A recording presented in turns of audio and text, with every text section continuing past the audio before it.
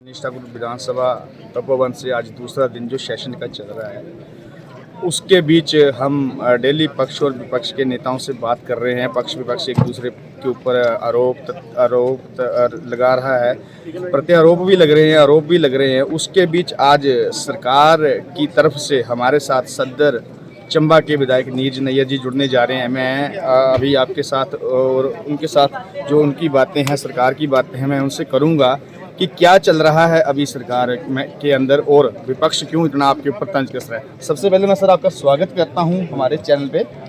जी sir, विपक्ष कल पहले दिन से ही आपके ऊपर तल्ख हुआ है कि जी सरकार गेस्ट टीचरों की पॉलिसी ला रही है, सरकार 2 साल में कुछ नहीं कर पाई है, इसके ऊपर क्या कहेंगे आप? जैसे कि पिछले कल आप लोगों को पता ही है, नियम 67 के तहत जो ऑपोजिशन है वो काम रोको प्रस्ताव जो है सदन के अंदर लेके आई थी। और आपको पता है कि बाहर उन्होंने एक अपनी रैली भी यहाँ जो है रखी थी, और वो ऐसा उम्मीद कर रहे थे कि जब वो नियम 67 के तहत ये प्रस्ताव रखेंगे तो सरकार जो है इस प्रस्ताव को जो है नामंजूर करेगी और फिर वो सारे उठ के जो है सदन से वॉकआउट करेंगे और रैली स्थल पर चले जाएंगे। और ऐसा हुआ नहीं। मुख्यमंत्री जी ने स्वयं जो है इस प्रस्ताव जो उन्होंने मूव किया था, उन्होंने बहुत दृढ़ संकल्प के साथ जो है उन्होंने बोला हमें, जब हमने कुछ गलत किया नहीं तो हमें किस चीज़ का डरना है, तो उन्होंने मंजूर किया प्रस्ताव।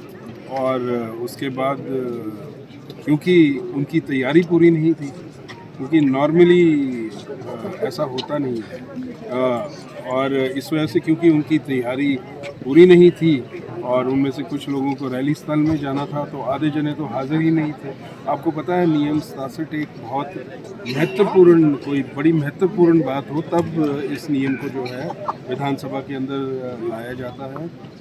और इसके अंदर भी अगर 5 वर्ष के अंदर कितनी विधानसभाएं जो है बैठती हैं, तो उसके अंदर एक लिमिटेशन है इस रूल को जो है यूज़ करने के अंदर। तो आप सोचो कि इसका कितना महत्व है। और उसके बावजूद जब उन्होंने ये प्रस्ताव जब हमने जो है मंजूर किया, तो उसके बाद हमने ये पाया कि सदन के अंदर आधे से ज़्यादा मेंबर्स जो है वो मौजूद नहीं थे, और जो तथ्य जिसके ऊपर वो करप्शन के चार्जेस लगा रहे थे या कोई अन्य बातें रख रहे थे, उनके पास कोई दस्तावेज नहीं थे, because they were totally अनप्रिपेयर्ड and unaware. लेकिन सर बार बार विपक्ष जो आपके ऊपर आरोप लगाता है कि 2 साल से सरकार ऐसा कुछ कार्य नहीं कर पाई जिससे कि आम जनता को राहत मिले। दूसरी तरफ की विपक्ष कहता है कि बार बार सरकार ये बोल रही कि केंद्र से कोई सहयोग नहीं, लेकिन केंद्र ने हजारों करोड़ों रुपए आपको दिए हैं, लेकिन सरकार की मंशा ही कुछ और है। सरकार चाहती नहीं है कि केंद्र की जो दी हुई चीज़ें हैं उनको हम आगे ये करें। तो सरकार को क्यों ये बैकफुट पे बार बार लाती है?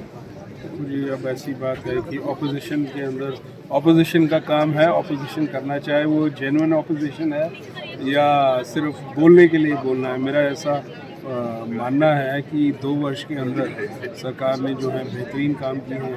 और अभी करप्शन के मुद्दे के बारे में ये लोग बोल रहे थे, तो विधानसभा के अंदर हम तो कई हमारे सदस्यों ने ये चीज़ बोली कि हिमाचल के इतिहास के अंदर सबसे बड़ी करप्शन जो है वो तो ये देखने को आई जब ऑपरेशन लोटस जो है किया गया। इससे बड़ी और करप्शन क्या हो सकती है। सरकार को अस्थिर करने के लिए, सरकार को गिराने के लिए षड्यंत्र किया गया।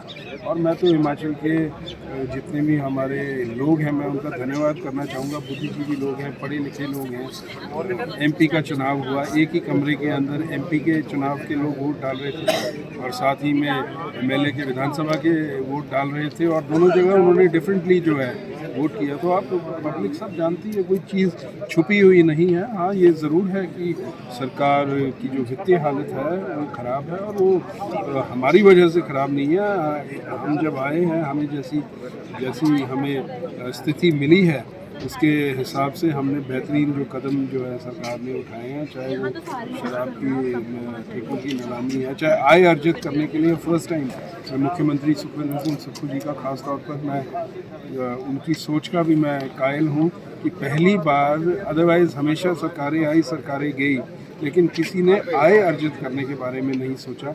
हमेशा पॉलिसी ये रही कि ठीक है लोन मिल रहा है, लोन और उठाओ, उससे कार्य करो। और ये जो लोन है अभी जो हमने और लोन की जो किस्तें ली हैं, जो हमारे भाजपा के साथी बोलते हैं अरे ये तो किस्तें हमें जो पिछले लोन उन्होंने जो उठाए हुए हैं उसका मूलधन जो है वापस करना पड़ रहा है, उसका इंटरेस्ट वापस करना पड़ रहा है। तो असल में तो हमने सारे 2 साल के अंदर 8-9 हज़ार करोड़ रुपया ही उठाया है। बाकी जो वो गिनती बता रहे हैं वो तो जो पीछे के उन्होंने उठाए हुए हैं, हम उसकी जो है भरपाई कर रहे हैं। तो ये बोलना मैं सोचता हूँ कि बिल्कुल गलत है। कहीं ना कहीं आप दुर्गम क्षेत्र चंबा से भी आते हैं। चंबा आज भी देखा जाए तो चंबा की मांग रहती है कि हम थोड़ा सा पिछड़े इलाके से हैं, हमारे को अच्छा सहयोग दिया जाए। तो विपक्ष का ये भी कहना है कि दुर्गम जो क्षेत्र हैं उनको जो सरकार है बिल्कुल इग्नोर करके कुछ एक चहेती जगहों पे ही अपना विकास करे। क्या आपको भी ऐसी चीज़ें फेस करनी पड़ रही है? मैं अगर अपने विधानसभा के क्षेत्र की बात करूँ तो 15 साल से लगातार मेरे विधानसभा के क्षेत्र के अंदर बीजेपी की विधायक 15 साल बाद मैं पहली बार कांग्रेस का विधायक जो है वहाँ से चुन के आया हूँ। और मैं आपको गारंटी के साथ बोल सकता हूँ कि 4 जो मेजर काम मेरे विधानसभा के क्षेत्र के अंदर जो लांबित है, सबसे बड़ा काम था चंबा का हमारा पार्किंग की समस्या। आप चंबा में रहे भी हैं, आपको पता है ये एक 15-20 साल से पुरानी चली हुई समस्या है। और मुझे बहुत खुशी महसूस होती है कि मुख्यमंत्री जी के वजह से जो है अब 5 करोड़ रुपया जो है चंबा में जो पुराना बस अड्डा है उसके अंदर बहुमंजिली पार्किंग जो है उसका निर्माण किया जाएगा और अतिशीघ्र जो है उसके टेंडर लगाए जाएंगे। चंबा विधानसभा के अंदर कोई मिनी सेक्रेटरी नहीं, and it is a district headquarter.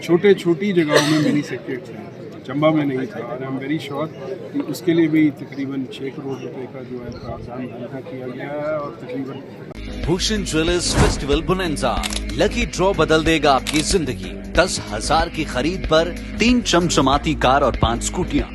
तो आज ही विजिट करें भूषण ज्वेलर्स सोलन।